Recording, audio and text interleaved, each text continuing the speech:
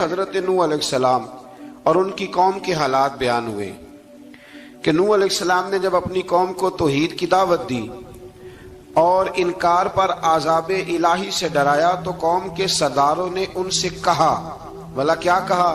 کہنے لگے آپ تو ہم جیسے بشر ہیں، تو ہماری طرح ہی ہیں آپ، اور آپ کے پیروکار پسماندہ یعنی غریب لوگ ہیں اور کم عقل لوگ ہیں۔ ہماری رائے میں آپ کو معاذ اللہ ہم پر کوئی فضیلت حاصل نہیں، بلکہ معاذ اللہ ثم معاذ اللہ۔ کہنے لگے آپ تو جھوٹے ہیں، اللہ کے نبی کو کہہ رہے ہیں معاذ اللہ، استغفر اللہ۔ نوح علیہ السلام نے جواب دیا کہ میں اپنے رب کی جانب سے واضح دلیل رکھتا ہوں اور اس نے مجھے رحمت سے نوازا ہے، لیکن تم میرے مقام کو سمجھنے کی صلاحیت نہیں رکھتے، تم اتنی صلاحیت رکھتے نہیں ہو۔ اور پھر ارشاد فرمایا کہ میں تم سے دعوت حق کے صلے میں کسی اجر کا طلبگار نہیں ہوں، اور نہ ہی میں اہل ایمان کو اپنے پاس سے دھتکارنے والا ہوں، اور میں نے یہ دعویٰ بھی نہیں کیا کہ میرے پاس اللہ کے خزانے ہیں، اور نہ میں از خود غیب جاننے والا ہوں، اور نہ ہی میں یہ کہتا ہوں کہ میں فرشتہ ہوں، نہ میں یہ کہتا ہوں کہ جن لوگوں کو تم اپنی نظروں میں حقیر جانتے ہو اللہ انہیں خیر سے نہیں نوازے گا۔ فرمایا یہ ٹھیک ہے کہ اللہ بشروں میں سے رسول بناتا ہے، پر جسے بناتا ہے پھر اسے بڑی شانیں عطا فرماتا ہے۔ پہلے دن سے انسان کا یہ مسئلہ ہے، پہلے دن سے انسان کا یہ مسئلہ ہے کہ وہ کہتا ہے میں انسان سے ہدایت حاصل کروں، لیکن رب نے بھی قانون بنایا ہے کہ اللہ تبارک و تعالیٰ بندے پر ہی وحی فرماتا ہے، فرشتوں اور جنوں کو اللہ نے اس منصب کے لیے منتخب نہیں فرمایا۔ قوم نوح نے کہا کہ آپ نے ہم سے بہت بحث کی معاذ اللہ، بس جس عذاب سے آپ ہمیں ڈرا رہے ہیں وہ لے آئیے۔ تو نوح علیہ السلام نے کہا کہ اللہ چاہے گا تو تم پر عذاب بھی آ جائے گا۔ آیت نمبر 37 سے 47 میں بتایا کہ اللہ تعالیٰ کی طرف سے نوح علیہ السلام کو حکم ہوا کہ ہماری نگرانی میں اور ہماری وحی کے مطابق آپ کشتی بنائیے، اور ظالموں کے بارے میں ہم سے کوئی بات نہ کریں۔ حضرت نوح کی خواہش تھی کہ یا اللہ انہیں بھی معاف کر دے، فرمایا یہ ظالم ہے تو میرے نبی ان کے بارے میں مجھ سے کوئی بات نہ کریں، وہ ضرور غرق ہو جائیں گے۔ پھر وہ کشتی بنانے لگے، اور جب ان کی قوم کے سردار ان کے پاس سے گزرتے تو ان کا مذاق اڑاتے۔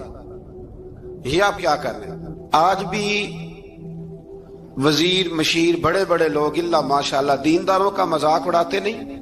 اڑاتے ہیں کہ نہیں اڑاتے مذاق؟ یہ کن کا طریقہ ہے؟ یہ تو قرآن مجید کہہ رہا ہے کہ حضرت نوح کی قوم جو کافر تھی ان کا طریقہ ہے اہل ایمان کا مذاق اڑانا۔ تو وہ مذاق اڑانے لگے۔ نوح علیہ السلام نے کہا کہ وہ وقت آنے والا ہے کہ جب تمہارا مذاق اڑایا جائے گا اور تمہیں پتہ چل جائے گا کہ رسوا کن عذاب کس پر آئے گا۔ اللہ تعالیٰ نے فرمایا جب ہمارا حکم عذاب آ پہنچا اور تندور ابلنے لگا، تندور سے آگ نکلا کرتی ہے، پانی نہیں نکلا کرتا، اور نوح علیہ السلام کی قوم پر جب عذاب آیا تو پانی تندور سے نکلا، تندور سے اللہ نے پانی نکالا، جہاں سے پانی نکلا نہیں کرتا، تندور ابلنے لگا۔ اللہ اکبر۔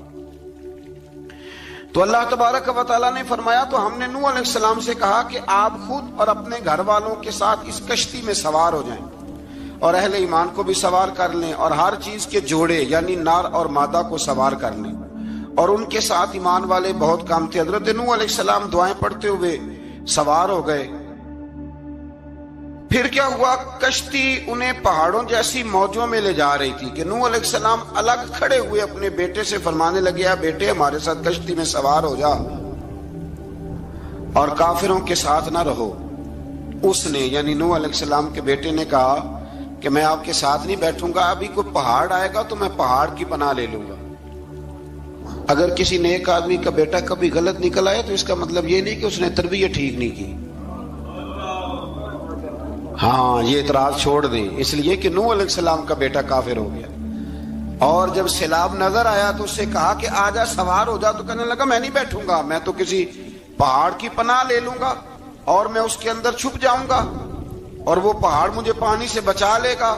نوح علیہ السلام نے کہا آج اللہ کے حکم کے سوا کوئی بچانے والا نہیں ہے سوائے اس کے جس پر اللہ رحم فرمائے۔ پھر ان دونوں کے درمیان موج حائل ہو گئی، ایسے ایک موج اٹھی اور حضرت نوح کا بیٹا ڈوب گیا۔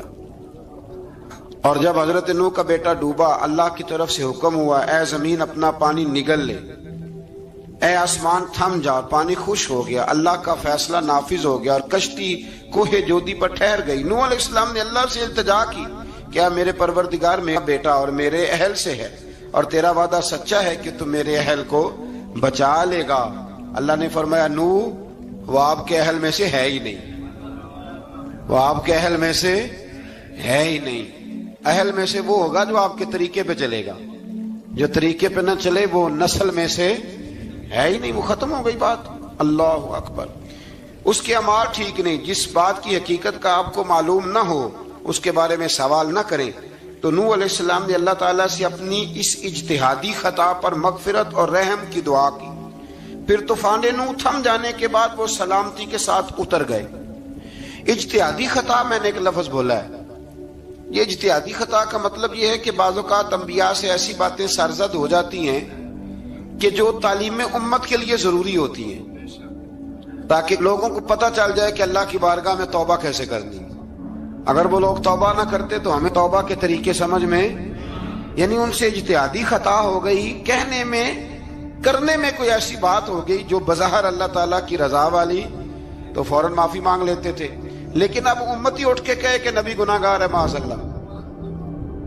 حضرت آدم نے دعا مانگی تھی نا، ربنا ظلمنا انفسنا، اے اللہ ہم نے اپنی جانوں پر ظلم کیا۔ انہوں نے کہا تھا تو اگر کوئی بندہ حضرت آدم کو ظالم کہے گا تو کافر ہو جائے گا، تو اگر وہ کہے کہ وہ تو خود کہہ رہے ہیں، ایک بندہ اڑ جاتا ہے کہتے تو خود کہہ رہے ربنا ظلمنا، تو خدا کے بندے وہ اللہ کے نبی ہیں، وہ رب سے کہہ رہے ہیں، وہ عاجزی کے طور پر کہہ رہے ہیں۔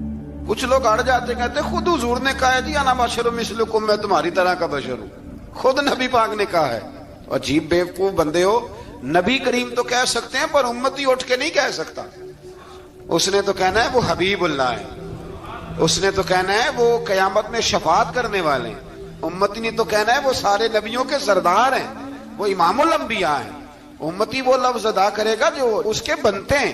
اب کوئی بندہ اٹھ کے کہہ دے، دیکھے نا ایک بہت بڑا عالم تقریر کرتے ہوئے کہے جی میں تو ان پڑھ آدمی ہوں، تو اس کا شاگرد کہے کہ استاد جی قسم اٹھائے ہاں آپ نے تقریر میں کہا نہیں میں ان پڑھ ہوں، آپ تو ان پڑھ ہے، تو یہ بات ادب ہے کہ بے ادبی ہے؟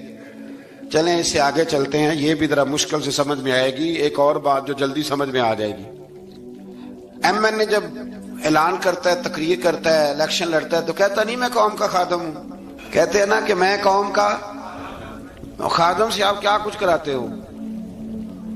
سارے کام کراتے ہیں نا۔ خادم کو بندہ یہ بھی کہہ لیتا ہے کہ جھاڑو دے دے گلی میں، کہتے ہو کہ نہیں کہتے؟ تو اس نے بھی تو سپیکر میں کہا میں خادم ہوں، کہو اس سے کہ جھاڑو دے گلی میں آ کے، پھر پتہ کیا حال ہوگا؟ جھاڑو تو نہیں آئے گا اور ہو سکتا ہے کچھ ہے آ جائے۔ تو اس لیے اب کوئی بندہ کہے جی انہوں نے خود کہا، تو ایک کچھ پوری جماعت ہے لوگوں کی جو بات کو سمجھتی نہیں، کہتے ہیں خود کہا میں بشر ہوں، انہوں نے خود کہا میں غیب نہیں جانتا، انہوں نے خود کہا میرے پاس خزانہ کوئی نہیں، انہوں نے خود کہا میرے پاس کوئی شے نہیں۔ تو اس لیے آپ سمجھیں کسی کے لفظوں پر اگر آپ گرا لگا کے بیٹھیں گے تو پھر اس سے بے ادبی ہوگی۔ تو نوح علیہ السلام نے اللہ سے اپنی اجتہادی خطا کی معافی مانگی۔ اب حضرت نوح کو کوئی خطا کار کہے گا تو بہت بڑا مجرم بن جائے گا، اس لیے کہ وہ اللہ کے نبی ہیں۔ آیت نمبر 50 میں قوم عاد کا ذکر ہے اور ان کی طرف دعوت توحید دینے کے لیے اللہ تعالیٰ نے حضرت ہود علیہ السلام کو بھیجا۔ ہود علیہ السلام نے قوم سے کہا کہ میں تم سے کسی چیز کا اجر طلب نہیں کروں گا، میرا اجر میرے اللہ کی بارگاہ میں ہے، پاس تم اپنے رب سے بخشش مانگو، پھر اس کی بارگاہ میں توبہ کرو، اللہ تعالیٰ تم پر موسلا دار بارش برسائے گا اور تمہاری قوت میں اضافہ فرمائے گا۔ قوم عاد نے دعوت حق کو رد کیا اور ایمان نہ لائے، بلکہ ہود علیہ السلام پر طنز کیا۔ وہ کہنے لگے کہ ہمارے تو معبودوں نے، ہمارے بتوں نے معاذ اللہ آپ کو پاگل بنا دیا ہے، آپ کو مجنون بنا دیا ہے۔ الٹا حضرت ہود کو کہنے لگے اس لیے آپ ایسی باتیں کرتے ہیں۔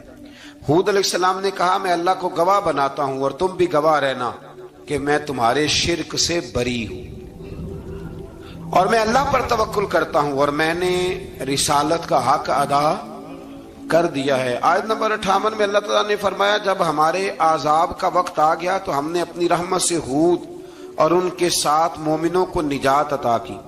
قوم عاد نے اللہ کی نشانیاں اور رسولوں کو جھٹلایا اور دنیا اور آخرت میں لعنت کے حقدار ہوئے۔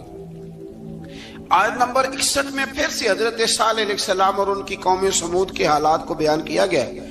حضرت صالح نے کہا ہے میری قوم اللہ وحدہ لا شریک کی عبادت کرو، اس سے بخشش طلب کرو، اس کی بارگاہ میں توبہ کرو، اس نے تمہیں زمین سے پیدا کیا ہے، اس پر آباد کیا ہے۔ جواب دیا ہے صالح ہمارے آباء و اجداد کے معبودوں کی عبادت کو روکنے سے پہلے ہمیں آپ سے بڑی امیدیں تھیں، اور اب آپ ہمیں روکنے لگ گئے ہیں باپ دادا کے دین سے، لیکن اب ہمیں آپ کی دعوت کے بارے میں شکوک ہیں۔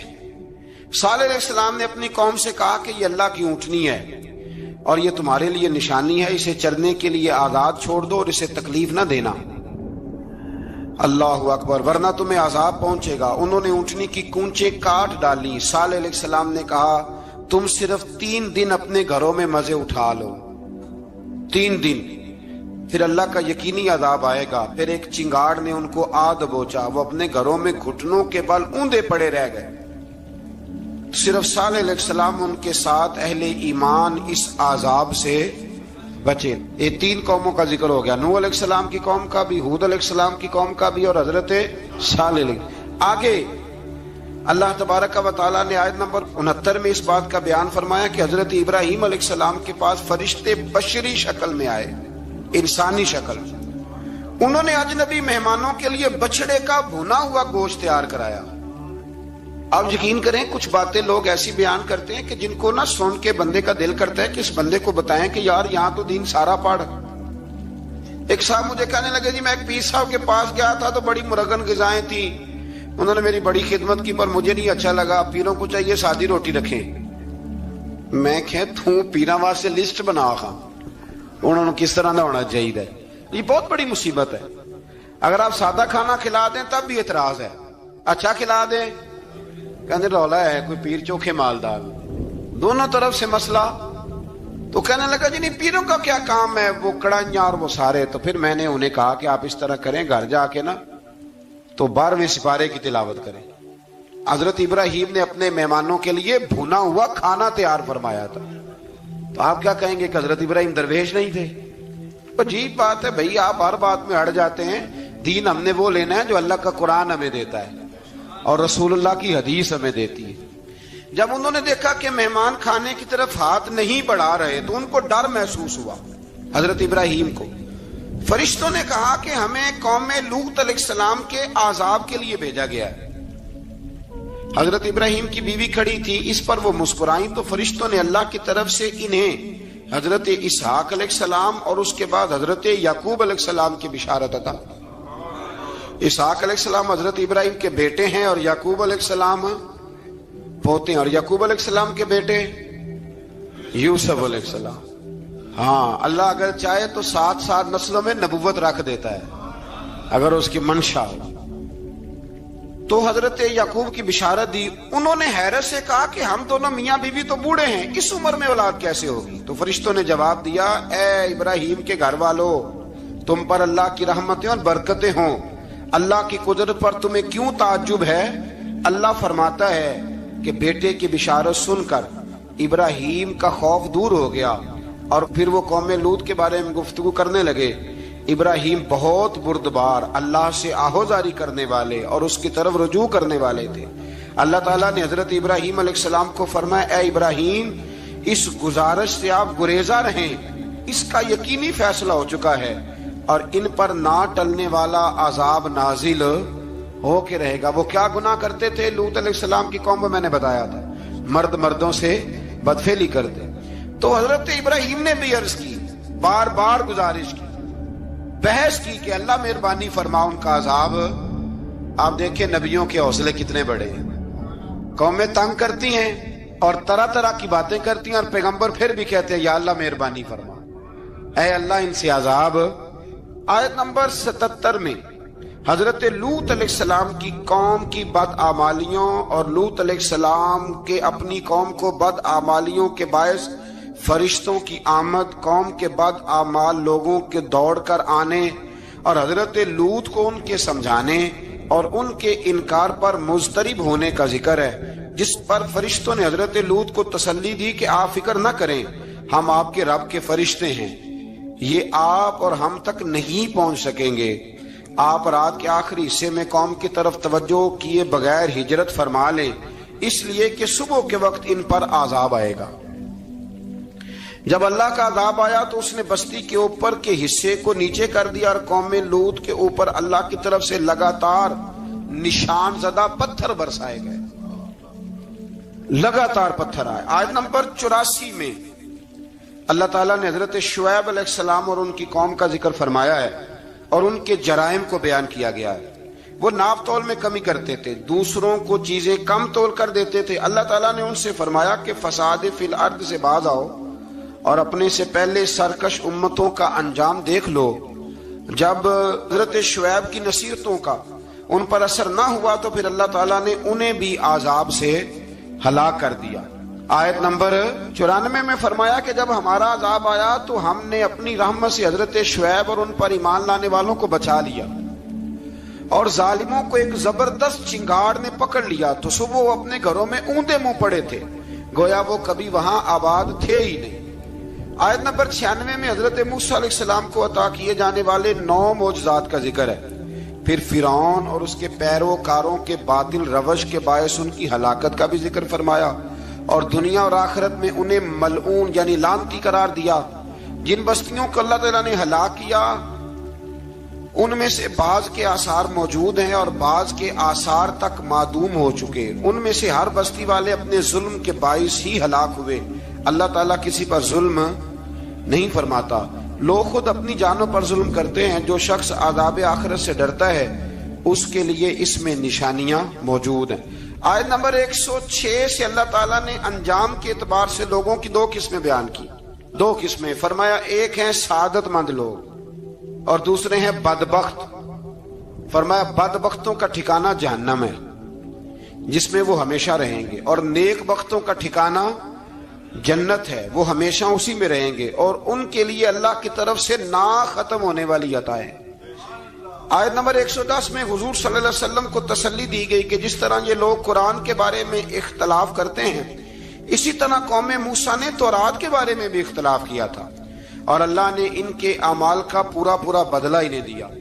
آیت نمبر 112 سے سرکشی کو چھوڑ کر احکامات دین پر استقامت اختیار کرنے اور ظالموں کے ساتھ میل جول رکھنے سے بچنے کا حکم دیا گیا ہے، اور فرمایا کہ ظالموں سے میل جول کا انجام دوزخ کی آگ ہے۔ ہم لوگ نہ شکوہ کرتے ہیں، کسی حکومت کو بنے ہوئے 6 مہینے گزرتے ہیں تو شکوہ شروع ہو جاتا ہے، حالانکہ وہ خود تو نہیں نہ بنتے، ان کو کوئی بنانے والا ہے۔ تو ظالم کا جو مددگار ہوتا ہے وہ بھی ظالم ہوتا ہے، اس لیے احتیاط کریں۔ اور یہ صرف سیاستدانوں کی بات نہیں، دنیا کے ہر معاملے میں آپ غور کریں کہ آپ کسی ظالم کے مددگار تو نہیں۔ اللہ تعالی ہمیں حق پر استقامت عطا فرمائے۔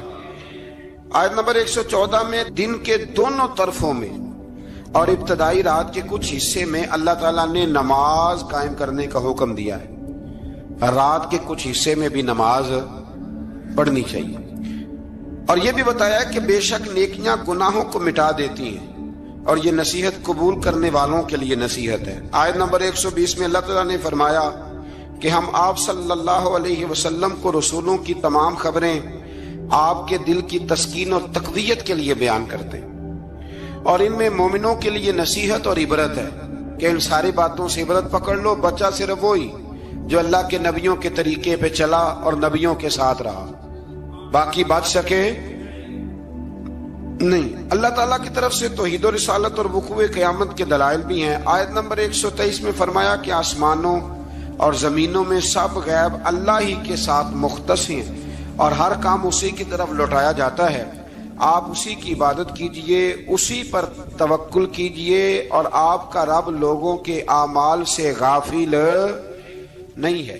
اسی بارے میں نا آگے سورۃ یوسف شروع ہو رہی ہے، اس کو اللہ تعالیٰ نے کہا ہے کہ یہ بڑا پیارا قصہ ہے، احسن القصص کا، قصوں میں سونا قصہ۔ تو یہ کچھ 12ویں پارے میں اور کچھ 13ویں پارے میں ہے۔ میں نے یہ ارادہ کیا ہے کہ یہ ایک ہی دن پوری بیان کی جائے۔ قوم سبت کا ذکر فرمایا اللہ نے، ہفتے والے دن کچھ لوگ نافرمانی کرتے ہیں۔ ہمارے بھی ہیلے بہانے ہیں نا آج کل کاروبار میں، تو اسی सिपारे की आयत नंबर 65 के अंदर अल्लाह ताला ने हजरत दाऊद की कौम का जिक्र किया कि अल्लाह ने उन्हें हुक्म दिया था कि हफ्ते वाले दिन मछलियां नहीं पकड़नी। तो वो कहते थे चलो हाथ लगा के नहीं पकड़नी, हाथ लगा के। वो हमारे लोग हीले बहाने तलाश कर लेते हैं ना, वो बड़े जनाब इंश्योरेंस वाला आ गया, अब वो बैंक वाला आ गया, अब वो फलाने साहब आ गए, वो तरोड़ मरोड़ के कहानियां बातें, और फिर हमें भी रास्ते मिल जाते हैं बचने के। मुफ्ती साहब ने कह दिया था, ओ एक मौलाना से मैंने इनको कहा हफ्ते वाले दिन मछलियां नहीं पकड़ने का, नहीं पकड़ते, छोटे छोटे हौज बना लिए।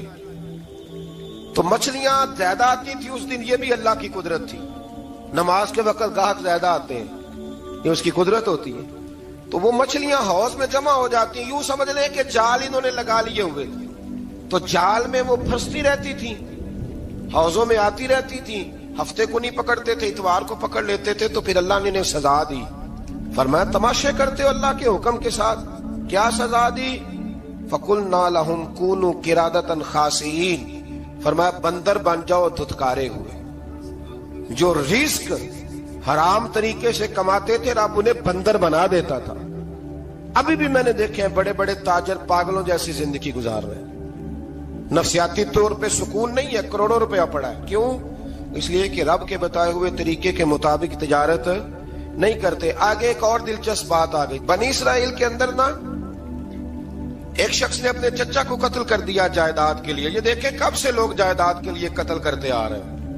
चचा को कत्ल कर दिया, और कत्ल करके हजरत मूसा अलैहिस्सलाम के पास आए कि मेरे चचा को किसी ने कत्ल कर दिया है, तो बताएं क्या करना है। तो आपने फरमाया कि गाय ज़िबा करो और उसका एक टुकड़ा मकतूल को मारो, मरने वाले को। वो खुद उठ के बता देगा मुझे किसने कत्ल किया है। अब इरादा नहीं था गाय ज़िबा करने का, तो बहाने करने लगे। इरादा नहीं ना होता तो फिर क्या होते हैं? कहने लगे गाय किस तरह की हो, बूढ़ी हो के बच्ची हो, रंग कैसा हो, जवान हो कि छोटी हो, हाल में एक दफा चलना सीख गई हो या अभी ना सीखी हो। तो बताते गए तो रब भी शर्तें बयान करता गया।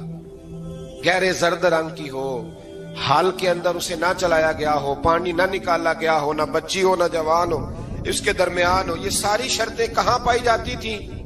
हजरत मूसा अलैहिस्सलाम की कौम का एक शख्स था जो अल्लाह का वली था। वो जब इंतकाल करने लगा ना, अल्लाह अकबर, देखो रब वलियों की औलादों पर भी कितना फजल फरमाता है। वो जब इंतकाल करने लगा तो एक उसके पास छोटी सी बच्चियां थी, गाय की बच्ची, उसने जंगल में छोड़ दी। कहने लगा या अल्लाह मैं तेरे नाम पे छोड़ता हूं, मेरा बच्चा जवान हो जाए तो उसे दे देना, और तो सरमाया ही कोई नहीं। बच्चा बड़ा हुआ तो बच्चा भी बड़ा नेक था, अपनी माँ का बड़ा फर्मा बरदार था। उसकी माँ ने कहा बेटा तेरे बाप ने एक गाय छोड़ी थी। तो बच्चा जंगल में गया और जाके कहने लगा ऐ अल्लाह मेरी गाय मुझसे मिला दे। तो रब करीम ने वो गाय वापस कर दी। वो गाय घर ले आया। अब वो कहने लगा अम्मा बेच दूं। तो अम्मा कहने लगी बेटा मेरे पूछे बगैर ना बेचना। कई दफा गाहक लगे पर उसने कहा जब तक मेरी अम्मा ना कहेगी मैं बेचूंगा। उधर बनी इसराइल वाले शर्तें जितनी गाय के बारे में पूछ चुके थे वो सारी इसी गाय में पाई जाती थी। तो ये ढूंढते ढूंढते वहां पहुंच गए। तो कहने लगे गाय चाहिए। तो उसने कहा भी तुम्हारी मर्जी से नहीं, कीमत मेरी मर्जी की। एक मुफस्सर ने तो यहां तक लिखा है कि उसने कहा गाय ज़िबा करके ना तो जितना गाय के अंदर गोश्त होगा ना उतना ही खाल के अंदर तो मुझे माल भर के दोगे, उतने ही सिक्के भर के दोगे, उतनी अशरफियां भर के दोगे तो फिर तुम्हें गाय दूंगा। तो फिर ये गाय उन्हें मिली और ये गाय लेकर के आए। ज्यादा सवालात ना करते तो ज्यादा उलझते ना। हम भी दीन के मामले में बड़े सवाल जवाब करते हैं, उतना सवाल करें जितनी उसकी जरूरत है। इन लोगों ने सवालात ज्यादा किए तो फिर उलझ ज्यादा गए। तो मेरे भाई इसका जिक्र भी अल्लाह तबारक व तआला ने पहले पारे के अंदर बयान फरमाया। फिर अल्लाह करीम ने फरमाया कि कुछ ऐसे लोग भी हैं यहूदियों में से जिनका दावा हो गया है कि हम अल्लाह के बड़े प्यारे हैं। फरमाया ये सिर्फ उनके मुंह की बातें हैं, ये तो क़यामत में पता चलेगा ना कि अल्लाह का प्यार किसके साथ ज्यादा है। और फिर ये भी यहूदियों ने दावा किया है, इसी पारे में अल्लाह फरमाते हैं कि इनका दावा है कि हम अल्लाह के बड़े प्यारे हैं, जन्नत में हम ही जाएंगे। तो अल्लाह फरमाते हैं फिर मरने की दुआ तो करो, जन्नत में तो मार के जाना है ना। लेकिन रब फरमाते हैं ये कभी मरने की दुआ نہیں کریں گے، اس لیے کہ انہیں پتہ ہے کہ ہم نے آخرت کے لیے کیا بھیجا۔ لیکن جی پہلا حکم آ گیا یا ایھا الذین آمنوا کہہ کے، پہلی آیت قرآن پاک کی پہلے سپارے میں پہلی آیت جس میں اللہ نے کہا یا ایھا الذین آمنوا، تو پہلا حکم آمنوا کہہ کے آیت نمبر 104 میں جو اللہ نے حکم دیا ہے نا، وہ نبی پاک کی تعظیم کا حکم ہے۔ پہلا حکم ہی اللہ نے حضور کی عزت اور ناموس کا ارشاد فرمایا۔ پہلا اس ترتیب کے لحاظ سے وہ ہوا یہ کہ جب نبی پاک کو بات ارشاد کرتے تو صحابہ کرام اٹھ کے عرض کرتے رائینا یا رسول اللہ، حضور سمجھ نہیں آئی ذرا رعایت کر دے۔ تو یہودیوں کی عبرانی زبان کے اندر نہ ذرا کھینچ کے پڑھتے تھے رائینا، تو اس کا معنی بنتا تھا معاذ اللہ اے ہمارے چرواہے، بکریاں چرانے والے کو بھی وہ رائینا کہتے تھے۔ تو جب صحابہ یہ کہنے لگے تو اللہ نے منع ہی کر دیا، فرمایا میرے محبوب کے غلاموں، اس لفظ کے پیچھے چھپ کے، اس لفظ کے پیچھے چھپ کے لوگ میرے نبی کی بے ادبی کر جاتے ہیں، تو جس لفظ کا کوئی ایک معنی بے ادبی والا بنتا ہو وہ لفظ بھی میرے نبی کے لیے نہ کہو، لفظ وہ والے کہو جس میں کوئی بے ادبی کا معنی نکلے نہ۔ یہاں لوگوں نے بڑے بڑے لفظ نہیں بول دیے، پھر کہتے میرا مطلب یہ تھا، میرا مطلب وہ تھا، تو تو نے وہ لفظ بولا کیوں جس کا کوئی غلط مطلب بھی نکل سکتا تھا۔ اللہ نے فرمایا یا ایھا الذین آمنوا لا تقولوا رائینا، اے ایمان والو رائینا کہو ہی نہ۔ تو یا اللہ کیا کہیں؟ فرمایا وقولوا انظرنا، تم کہو یا رسول اللہ ایک نظر فرمائیے، انداز دیکھیے، انظرنا ایک نظر۔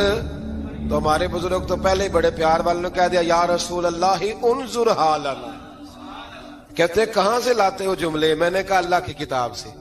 یا رسول اللہ انظر حالنا یا حبیب اللہ اسمع قالا، تو تم کہو انظرنا، محبوب نظر کرم کرے، واسمعوا، اور کیا ضرورت ہے دوبارہ پوچھنے کی؟ اللہ کہتا ہے پہلے ہی دھیان سے سنا کرو، پہلے ہی واسمعوا، پہلے ہی احتیاط سے سنو، وللکافرین عذاب علیم، اور کافروں کے لیے دردناک عذاب ہے۔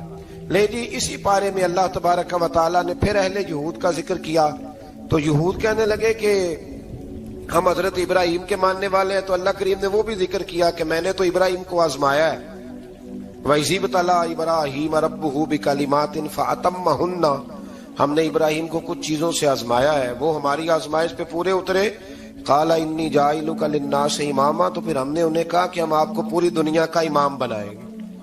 وہ آزمائش کیا تھی؟ آگ میں جانا بھی آزمائش، بیٹے کا نہ ہونا بھی آزمائش، بیٹا ہوا تو پھر اسے وادی غیر ذی زرع میں چھوڑ کے آنا بھی آزمائش، بڑا ہوا تو پھر ذبح کرنا بھی آزمائش۔ فرمایا جہاں جہاں آزمایا ہے نا، ابراہیم ہماری آزمائش میں پورے اترے۔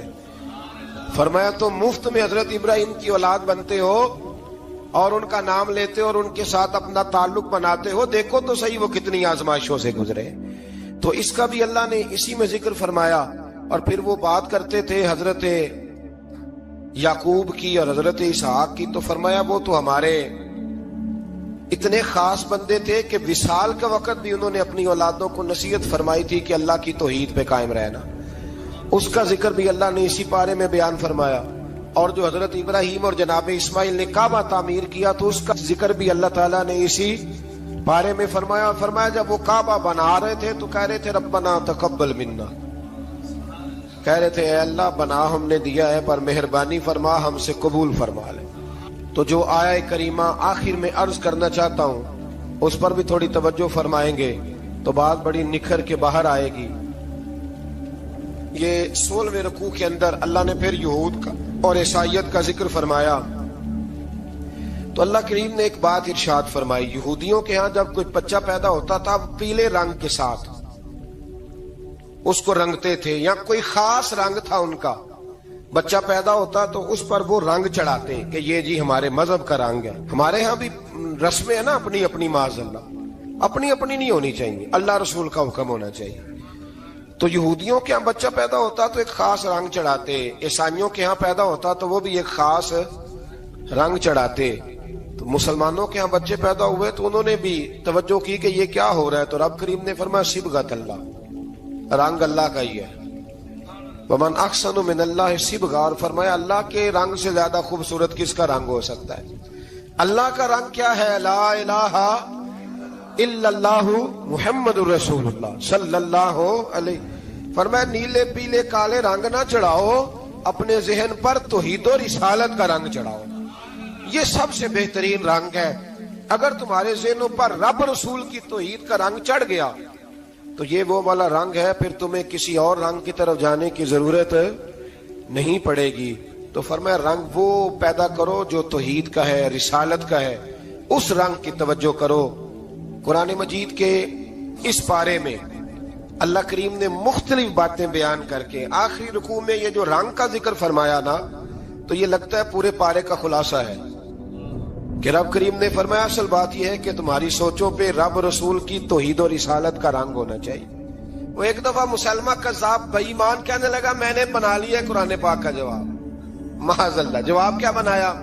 وہ سورت ہے نا القاریہ ملکاریہ، وما ادراک ملکاریہ، کھڑکھڑانے والی کیا ہے، کھڑکھڑانے والی تمہیں کیا پتا کیا ہے کھڑکھڑی، قیامت کا ذکر ہے۔ کہنے لگا میں نے اس جیسی صورت بنا لیا، تو کیا بنایا؟ الفیل ملفیل، وما ادراک ملفیل۔ کہنے لگا ہاتھی، تمہیں کیا پتا کیا ہاتھی، تم کیا جانو کیا ہاتھی۔ تو پاس جو اس کے اپنے بیٹھے تھے نا چیلے، وہ کہنے لگے چپ کر جا، سارے زمانے کو پتا ہے ہاتھی کیا ہوتا ہے۔ تو پاگل ہے، اس کے دو کان ہوتے ہیں، ایک سونڈ ہوتی ہے، چار اس کے پیر ہوتے ہیں۔ بیوقوف آدمی قرآن کا مقابلہ کرنا ہے تو وہ چج کے ساتھ کر، پاگلوں کی طرح مقابلہ کرے گا، جوتے کھائے گا بھی ہمیں بھی پڑھوائے گا۔ تو قرآن مجید کا کوئی مقابلہ کر سکا؟ تو اس آیہ مبارکہ میں اللہ نے کافروں کو یہ کہا اگر مقابلہ نہیں کر سکتے تو پھر اللہ سے ڈرو، ورنہ دوزخ میں ڈالے جاؤ گے، وہ جس کا ایندھن آدمی اور پتھر ہے، اور بنائی بھی کافروں کے لیے گئی ہے۔ اعدت للکافرین، جہنم کس کے لیے بنائی گئی ہے؟ کافروں اور منافقوں کے لیے۔ مسلمانوں کے لیے بنائی گئی، مسلمان مرضی سے چھلانگے لگائیں تو ان کی موج ہے، ورنہ ان کے لیے جہنم، ان کے لیے اللہ نے جنت بنائی ہے۔ اور یہ بات کرتے ہی رب کریم نے فرمایا اے محبوب علیہ الصلوۃ والسلام، مومنوں کو خوشخبری دے دیں کہ اللہ نے ان کے لیے جنت بنائی ہے، اس میں باغات ہیں، انہیں رزق دیا جائے گا کھانے کے لیے، اور اس میں انہیں پاکیزہ بیویاں دی جائیں گی، اور پھر وہ اس میں ہمیشہ رہیں گے، انہیں اس سے نکالا نہیں جائے گا۔ آگے جو آیات کریمہ ہے نا، اس کے اندر اللہ تبارک و تعالیٰ نے فرمایا ہے کہ اللہ حیا نہیں کرتا سمجھانے کے لیے مچھر کی مثال بھی دینی پڑے۔ فرمایا قرآن سے کچھ لوگ ہدایت حاصل کرتے ہیں اور کچھ گمراہ ہو جاتے ہیں۔ جب لوگ اپنی مرضی کی تشریحات چاہتے ہیں تو گمراہ ہوتے ہیں، اور جب قرآن کو رسول اللہ صلی اللہ علیہ وسلم اور امت مسلمہ کی تشریحات کی روشنی میں سمجھتے ہیں تو پھر اللہ ہدایت عطا فرماتا ہے۔ پھر اللہ تبارک و تعالیٰ نے آگے ارشاد فرمایا حضرت آدم کی پیدائش کا واقعہ۔ کچھ مفسرین نے لکھا اللہ نے مشورہ کیا تھا فرشتوں سے، وَإِذْ قَالَ رَبُّكَ لِلْمَلَائِكَةِ إِنِّي جَاعِلٌ فِي الْأَرْضِ خَلِيفَةً، لیکن کچھ مفسرین کہتے ہیں کہ اللہ کو ضرورت نہیں فرشتوں سے مشورہ کرنے کی، اللہ نے فرشتوں سے مشورہ نہیں کیا، بلکہ رب نے انہیں آگاہ فرمایا تھا کہ میں لگا ہوں زمین پہ اپنا نائب بنانے، میں خلافت دینے لگا ہوں زمین پہ۔ اب یہ تو دینے والی کی مرضی ہے نا اس نے کس کو دینی ہے، یہ تو دینے والے کی مرضی ہے نا اس نے۔ تو کچھ لوگ کہتے ہیں کہ دینے والے سے زیادہ ہمیں پتہ ہے، تو فرشتوں کو بھی یہ اجتہادی خطا ہو گئی، کہنے لگے یا اللہ اسے نہ بنانا، یہ فساد کرے گا، یہ خون ریزیاں کرے گا۔ تو اللہ نے فرمایا جو میں جانتا ہوں وہ تم، اللہ اکبر۔ امام راضی فرماتے جب رمضان آتا ہے تو اللہ فرشتوں سے کہتا ہے ذرا یہ کھول کے دروازے دیکھو نا یہ زمین پہ کیا کر رہے ہیں، تم تو کہتے تھے فساد کریں گے اور یہ سارے تراویحاں پڑھ رہے ہیں، تم تو گویا کہتے تھے فساد کریں گے اور یہ تو دیکھو گویا رمضان کے روزے رکھ رہے ہیں، یہ تو میری یاد میں نکلے ہوئے، تم کچھ کہتے تھے اور دیکھو میں نے تمہیں کہا تھا نا جو میں جانتا ہوں وہ تم۔ اللہ نے پھر حضرت آدم علیہ السلام کو تمام زمانے کے علوم عطا کیے، علم سکھا لیا۔ تو فرشتوں سے کہا تم بھی ان چیزوں کے نام بتاؤ، تو وہ بتا سکے نہیں۔ اللہ نے فرمایا اب اس طرح کرو آدم کو سجدہ کرو، سب نے سجدہ کیا سوائے، وہ کہنے لگا یا اللہ صرف تجھے ہی کرنا ہے، کرنا بھی صرف اللہ کو چاہیے، پر رب کے آگے بھی جھکنا چاہیے، اور جس کے سامنے رب جھکائے نا وہاں بھی۔ اور یہ جو عاجزی ہے نا، یہ جو جھکنا ہے یہ علم کے آگے ہے۔ ہماری مصیبت یہ ہے کہ ہم علم کے آگے بھی گردن جھکانے کو تیار نہیں ہوتے، وہاں بھی ہم خود عالم فاضل بن جاتے ہیں۔ تو فرمایا کہ سب سے کہا سجدہ کرو، سب نے سجدہ کیا سوائے ابلیس کے، تو پھر ہوا کیا؟ وکان من الکافرین، وہ کافروں میں سے ہو گیا۔ پھر اللہ نے حضرت آدم کو اور جناب حوا کو نا مقام دے دیا جنت میں رہنے کے لیے، اور کہا سارا کچھ کھانا، درخت کے قریب نہ جانا۔ ابھی آپ کسی سے کہہ دیں تھوڑا سا کہ پیچھے نہ دیکھنا، یعنی اگر میری سمجھ لیں ادب کی وجہ سے کوئی 1.5-2 منٹ یا 6 منٹ نہیں بھی نہ دیکھے گا تو سوچے گا ضرور کہ پتہ نہیں اب پیچھے کیا ہے، مصیبت کیا ہے۔ یعنی آپ کہہ کے دیکھ لیں کسی کو، پیچھے نہ دیکھنا، فطرت ہے نا انسان کی، وہ جستجو کرتا ہے، کہا اس درخت کے پاس نہ جانا۔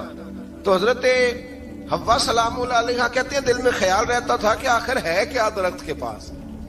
یہی انسان کا عقیدہ توحید ہے کہ جہاں سے رب منع کر دے وہاں وہ منع ہو جائے، اور یہ ان کی خطا نہیں تھی، یہ اللہ کی حکمت تھی، چونکہ رب نے تو پہلے کہہ دیا تھا بنایا ہی زمین کے لیے، تو یہ تو سارا کچھ ہونا تھا تو زمین پہ آنا تھا نا۔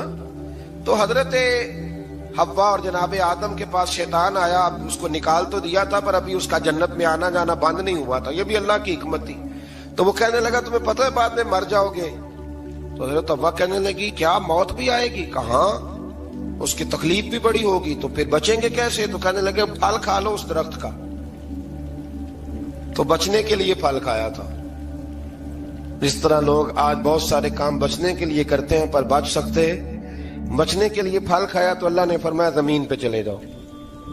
تو حضرت آدم زمین پہ آئے، پھر کئی 100 سال روتے رہے، فَتَلَقَّى آدَمُ مِن رَبِّهِ کَلِمَاتٍ، تو پھر اللہ نے خود ہی جناب آدم کو کچھ کلمے سکھائے۔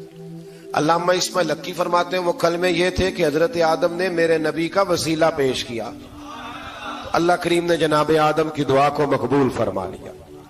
پھر آگے بنی اسرائیل کا ذکر آ جاتا ہے، اللہ تعالیٰ نے بنی اسرائیل، آج آپ اسی قوم کو یہودی کہتے ہیں، ان کو اللہ نے اس زمانے میں فضیلت عطا کی تھی بہت زیادہ۔ تو عرب کے اندر جب نبی پاک علیہ السلام نے اعلان نبوت کیا تو کچھ لوگوں نے یہ کہہ دیا کہ اگر یہ یہودی کلمہ پڑھ لیں گے تو ہم بھی پڑھ لیں گے۔ تو پھر اللہ نے انہیں یاد کرایا کہ تم اصل میں کیا ہو، تمہیں کلمہ پڑھنا چاہیے۔ تو اہل یہود کا تذکرہ کرتے کرتے رب کریم نے ایک بات یہ بھی ارشاد فرمائی کہ تم لوگوں کو تو کہتے رہے ہو کہ وہ نبی آنے والے ہیں، وہ نبی آنے والے ہیں، اور جب آ گئے ہیں تو ماننے کو تیار نہیں ہو۔ تو فرمایا تأمرون الناس بالبر وتنسون انفسکم وانتم تتلون الکتاب، لوگوں کو بھلائی کا حکم دیتے ہو اور اپنے آپ کو بھول جاتے ہو، افلا تعقلون، تمہیں عقل نہیں؟ پھر اللہ نے انہیں یہ بھی یاد کرایا کہ یاد کرو وہ زمانہ کہ جب فرعون نے خواب دیکھ لیا تھا کہ کوئی بچہ اس کی سلطنت کو تباہ کرے گا، تو پھر اس نے تمہارے بچوں کو ذبح کرانا شروع کیا اور تمہاری بیٹیوں کو چھوڑتا تھا۔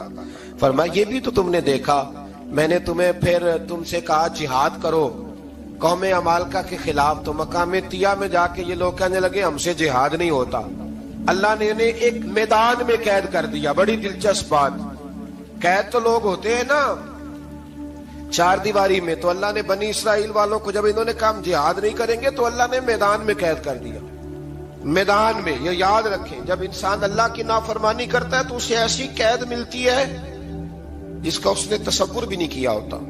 ایک میدان ہے مقام طیہ، قید ہو گئے، سارا دن سفر کرتے تھے، سارا دن، تو رات کو تھک کے سوتے تھے، صبح اٹھتے تھے نا جب تو وہیں ہوتے تھے جہاں کل صبح چلے تھے۔ تو رب جب کسی کو قیدی بناتا ہے تو اسے زنجیروں کی، سلاخوں کی ضرورت، دعا فرمائے اللہ تبارک و تعالی غموں سے نجات عطا فرمائے، یہ دعا فرمائے، ایسی قید دیتا ہے کہ جس سے پھر چھٹکارا ہو سکتا۔ تو بنی اسرائیل کا بہت زیادہ تذکرہ اس بارے میں اللہ تبارک و تعالی نے پھر بیان کیا، اور پھر کہا کہ انہیں جو حکم دیا جاتا تھا یہ اس کی سرتابی کرتے تھے، پھر اللہ نے ان پر ذلت نازل کر دی اور یہ ہمیشہ اس کا شکار ہے۔